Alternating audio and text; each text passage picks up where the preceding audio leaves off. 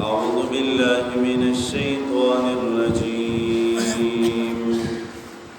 بسم الله الرحمن الرحيم سبحانك لا علم لنا إلا ما علمتنا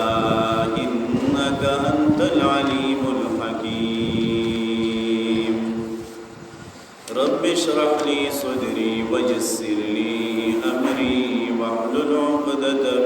من لساني يفقهوا قولي لا إكراه في الدين قد تبين الرشد من الغي فمن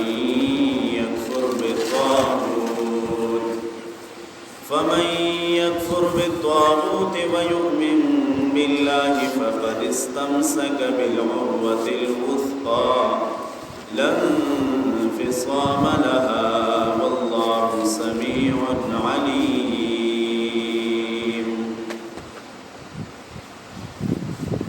سورة سلورم حصہ شروع ہوا، باقی کے انفاق فی سبیل اللہ ذکر کیدا. اس دے آیات مبارکہ کی دا خبر ذکر گئی چې په دین کې زبردستی او زور هغه نشته. مخکې آیات مبارکه آیات الکرسی کې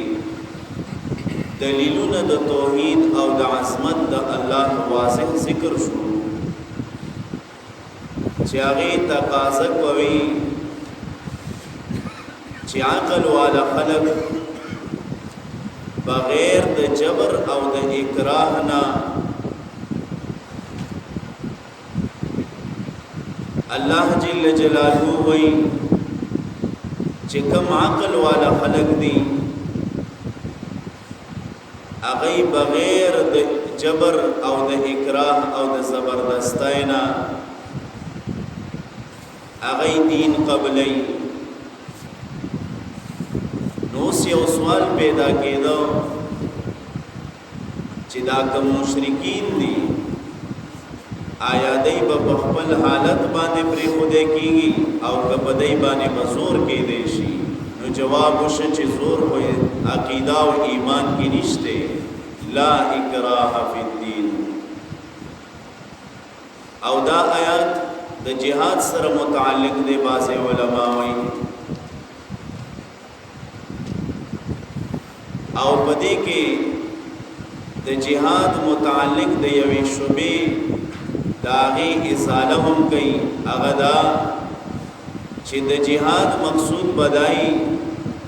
چې په زبردستی باغی سره به مسلمانان یعنی خلق په مسلمانای ترازی. نو په دې آیات کې د دې وضاحت شو چې د جهاد مقصود مجبور کول په ایمان نه دی او نه د کفارو نه جزیه غستې شي، بلکې مقصود د جهاد نه دا دی چې دنیا د فتنې او د فساد نه پاک شي او د کفارو ظلم او تشدد په مسلمانانو د اسلام داتې نه واړول شي او داتې بند کړی شي. لکه وقاتلوهم حتى لا تكون فتنه. نو لا اکراه فی الدین، لا اکراه نشته دی هیڅ زور فی الدین په قبولولو د دین کې. دې ځای د دین نه مراد څه شی دی؟ د دین نه مراد امام قرطبی وایي ایمان او عقیده. الاعتقاد د دین نه مراد ایمان او عقیده د زړه ده، یعنی په عقیده او ایمان کې زور نشته او نه پکې چلیږي. لا اکراه فی الدین، نشته دې زبردستی فی الدین په قبولولو د دین کې. ځکه د ایمان او د عقیده داغه تعلق د زړه سره دی او په زړه باندې زورونه نشي کولای. او بل اکراه فی الاحکام دا نو اکراه فی الاحکام اغشتے لکه بنی اسرائیلو تعالی کتاب ورکړو او بیا هغه اونمنو نو الله په کوئی تور چت کو دغه شان دی که یو سړی مسلمان شوی دی او کلمه ویلې ده او داغي باوجود هغه موس نه کوي نو حاکم وقت هغه په د باندې زور کولې شي ټکولې وهلې شي په دغه باندې یو سړی زکات نه ور کوي یو سړی سامړه د کشان دي د خلکو مخې ته روجي نه نیسي انو په د باندې با اکراه فی الاحکام هغه بکیږي او بعضی فقها خو لیکلي دي چې څوک داسې کوي په مخامخ په بازار کې روجه چې دینو هغه خوري نو فقها لیکي وي د تاثر د پاره چې خلک ته اثر واخلي داغه د پاره قتلول وشي نو لا اکراه فی الدین نشته ده زور په قبولولو د دین کې قد تبین الرشد من الغی قد بتحقیق سرا تبین واضح شوه د حق او سملارا من الغی د گمراهی او باطلنا قد تبین الرشد من الغی بیشک سرگند شویدا صحیح لارا د صحیح لارې د الرشد د مراد الایمان د ایمان من الغی د کګی لارې نه چې هغه کفر دی فمن یکفر بالطاغوت پس څوک چې منکر شي بالطاغوت د شیطان او د غیر الله د عبادتنا ويؤمن او ایمان ساتي بالله فالله باندې فقد استمسكا پس په تحقیق سره د منګولې خخېګړې بالعروة الوثقا پکړای او رسای مضبوطه باندې اوس د طاغوت نه څوک مراد دی فمن یکفر پس څوک چې منکر شي څوک چې انکار وکړي په طاغوت د شیطان او د غیر الله د عبادتنا نو د طاغوت علماء بالله معنی ذکر کړی دي امام قرطبی او معنا کوي د حضرت عمر رضی الله عنه او د حضرت حسین رضی الله عنه چې د طاغوت نه مراد هغه شیطان دی چې د شیطان د تابعدارۍ نه انکار وکړي نو د عمر رضی الله عنه او د حسین رضی الله عنه قول دی چې د طاغوت نه مراد هغه شیطان دی یا د سعید ابن جبیر رحمت الله علیه او د علقمه هغه نه یو قول منقول دی هغه وی به طاغوت د طاغوت نه مراد کاهن دی کاهن هغه چاته ویل کیږي لکه د بازارونو کې په پټ پاتونو باندې ناشتي وای راشه نصیب د لګورم بل نصیب ځان نه ګوري چې نور د ناشتي بل نصیبونه ګوري او د کشان د کوړې او منترې وای تعویذونه د لراو باسن دې سړی د کاهن وای د دې کاهن نه به انکار کې دې بنه مانی ابو العالیه رحمت الله علیه وای مراد دې ساحر دې جادوګر سړی دې د مالک ابن انس رضی الله مالک ابن انس رحمت الله علیه نے روایت ده چې هر معبود من دون الله تنا مراد ده کل ما عبد من دون الله هر هغه معبود چې ما سوا د الله نه د عبادت کول کېږي هغه ته معبود ویل کېږي نو د دې ټول نه به انکار کوي فمن یکفر بالطاغوت پس څوک چې منکر شي بالطاغوت د شیطان او د غیر الله د عبادتنا ويؤمن او ایمان راوړي او ایمان مساتی بالله فالله باندې فقد استمسكا پس په تحقیق سره د منګولې خخېکړي بالعروة الوثقا پکړای او رسم او رسای مضبوطه باندې عروة الوثقا د مراد سره تفسیر روح المانی وی مراد نه ایمان ده بالعروة الوثقا د مراد ایمان ده یا یو بل قول ذکر گئی بالعروة الوثقا د مراد کلمه د اخلاص تا علماء په ډېر معنی ذکر کړی دي بالعروة الوثقا ابن عباس رضی الله عنه وی کلمۃ التوحید د دین کلمه د توحید مراد دا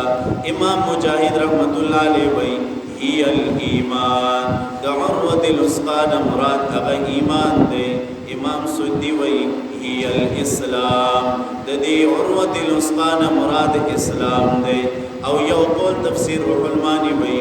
وی بالعروه الوثقا د دې مراد قران دی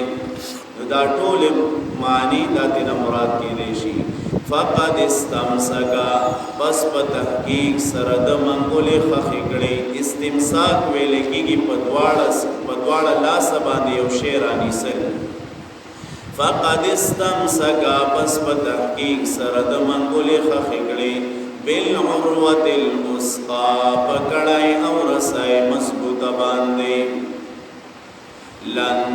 فصام لها چنشته دشلی دل اغیلرا لن فصام لها لا انقطاع لها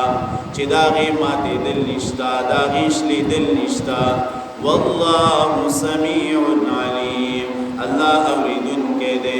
علیم او کویدن کے دے بالاعتقادات اللہ ویستاسو پاقیدو بانے سپوها یما چکم عقیدون دا او بالعروة الوثقا د دین مراد حافظ ابن کثیر وی چې مراد تینا قرآن دی او مراد تینا اسلام دی او بیا د دې لاندې حافظ ابن کثیر رحمت الله علیه یو حدیث نقل کړی دی چې کرامتن دا کړای دا د صحابه کرامو نه ظاهر شوی دا لکه یو حدیث مبارک ذکر کړی دی په تایید کې د محمد ابن قیس ابن عباده رحمت الله علینا هغه وایي د مسجد نبوي په جمعات کې ناسم دیکھ یو کسراغه او یو دوه رکعات موزه او په دې مخ باندې چې دنو د تقوا آثار هغه ښکارېدل به خلق وی چې دا سړی جنتی دی وی زاغه په سروان شوم داسې وی یو کور ته وردن نشمام اجازه وغوښته ما قتل وی ما تاسو کو چې دا خلق وای چې دا جنتی دی نو هغه څنګه ویورګه داغي کیسه بدر ته بیان کما او بیا یو خوب بیان کړي چې ما د نبی له صلوات والسلام کو وخت کې چې نو یو خوب لیدل او بیا می هغه نبی له صلوات والسلام ته بیان کړو وی خوب کې مې ولیدل چې یو باغ دی او بیا باغ کې یو اوستند وی دنګستن و وی داغي لاندې سسمکه سره لګېدلې و او پاسه هغه اسمان سره لګېدلې و او باغ کې یو کړای و ویزا ما ته چاوي چې دې توخیجا ما ورته چې چرته دې ته خدیشه وی زیدا سه شاته نو ني سلام هغه ته خېجولم او هغه کړای هغه ته ملاس اړم کو وی هغه کړای هغه زما په لاسو کې پاتې شو وی نبی علیہ الصلوۃ والسلام نر علما حدیث کې دا سي راځي و انها لفی یدی هغه په لاس کې پاتې شو وی نبی علیہ الصلوۃ والسلام ته چې کله دا خو بیان کو وی نبی علیہ الصلوۃ والسلام ته وی اما روضه فروضه الاسلام هر چې دغه باغچه ونو دا اسلام و اما العمود عمود الاسلام او هر چې دغه استنوا نو دا استن د اسلام وا وی انت علی الاسلام حتا تموت او ته په اسلام باندې مری تر دې پورې چې تا ته مرګ راشي او دا کوم صحابي نو دا عبد الله ابن سلام رضی الله عنه چې ټول يهوديت ته چرنو لته ورغړې وا او اسلام هغه قبول کړو نو لن فصام لها چې نشته د شلیدل اغیلرا او ماتي دل اغیلرا چا چې د قران او د سنتو هغه کړای ته لاس اړه مګړه نو دې بچرته هم چې نو ذلیل نشي نو بکار د قران منګو تاسو راوړی سو لن فصام لها نشته د شلیدل اغیلرا والله سمیع علیم الله اوریدن کې دې علیم او کویدن کې دې الله ولی الذین آمنوا یخرجهم دلته یو دوه تکوینی قاعده بیانې یو قاعده د مؤمن د پاره ده او هغه دا چې د دوی مددگار الله دی نو کفر د دوی تا کده دوی تا یعنی س شکوک او شبهات س ظلمت راشي تیارې راشي نو الله مدد کوي او هغه تیارې او شکوک او شبهات نه هغه نه زایل کی او ایمان ورته الله ورکی او دوی مقاعده د کفارو د پاره دا هغه دا چې د دې دوستان او مددګاران شیاطین دي نو کچري دوی ته پسړه کې د هدایت سنور راشي نو شیاطین الانس والجن دا نور او دغه نو دا نور دا رڼا ته نه ختم کی او ظلمت طرف ته بوزي الله ولي الذين نو اصحاب الرشد او اصحاب الغي د دې دوړو تذکرہ په دې آیات مبارکه کې گئی الله ولي الذين الله دوست او مددگار د مؤمنانو دی ولی چاته ویل کېږي ولی هغه چاته نه ویل کېږي چې په خوا زمانہ کې به خلک وي ولی هغه چاته ویل کېږي چې د هغه د لاندې د هغه د مصلې د لاندې چې نو پیسې پرتی او د هغه مصلا لوزي او هغه خلق له داسې کې او داسې کې ته ولی نه ویل کېږي ولی دا غي تعریف مولا علی قاری رحمه الله کوي وی ولی چاته ویل کېږي هو الولي هو العارف بالله ولی هغه چاته ویل کېږي چې هغه الله پیژني الله جل جلاله پیژني هغه ته ولی ویل کېږي وصفاته دا الله صفات پیژني هغه ته ولی ویل کېږي بقدر ما يمكن له سمرا اندازه کې چې د ممکني نو دومره د الله او د الله صفات پیژني المواظب على الطاعات او د همیشواله کې د الله په اطاعت باندې روزه او منځ او زکات د خپل وس مطابق چې څومره یې باغی کې اطاعت کوي والمجتنب على السيئات او د ګناهونو نه اجتناب کوي ډډه نه کوي او دغه شان د مخ اړیدار قسم غفلات او د شبهات نه هغه سړی ته ولی ویل کېږي الله ولي الذين او د ولی تعریف قران کریم هم بار بار کړی دی لکه سورہ یونس کې 62 کې راځي الا ان اولیاء الله لا خوف عليهم ولا هم يحزنون الله وی خبردار شي دوستان د الله سوق دي هغه سوق دي چې باغی باندې با لا خوف عليهم د مرګ په ټیم کې بدای باندې مېرینی ولا هم يحزنون بدای غمجنی د دنیا پسې به خفګانونه ني الذين امنوا وكانوا يتقون نو دغه د ولی تعریف دی الله ولي الذين الله دوست او مددگار د مؤمنانو دی او آمنو ذکر گئی او چرته وتقو ذکر گئی نو د آمنو او د وتقو یعنی د قران علم او عمل دواړه په خپل ځان کې راولي نو دته ولی ویل کېږي الله ولي الذين الله دوست او مددگار د مؤمنانو دی یخرجهم راوباسی دویلرا د تیارو د کفر او د شرکنا من الظلمات الله وی من الظلمات ظلمات یعنی ظلمات الكفر چې د کفر کمی تیارې ورته راشي یا تفسیر مدارک وی شبهات فی الدین یعنی شبهات فی الدین ورته راشي او یا تفسیر روح المانی د ظلمات معنا په منع سره کړی دا نو یخرجهم راوباسی او بنکوي دوی لرا د تیارو د کفر او د شرکنا ال النور رڼا د ایمان تا رڼا د ایمان تیرا ولی والذین کفروا اولیاءهم الطاغوت اصحاب الغی والذین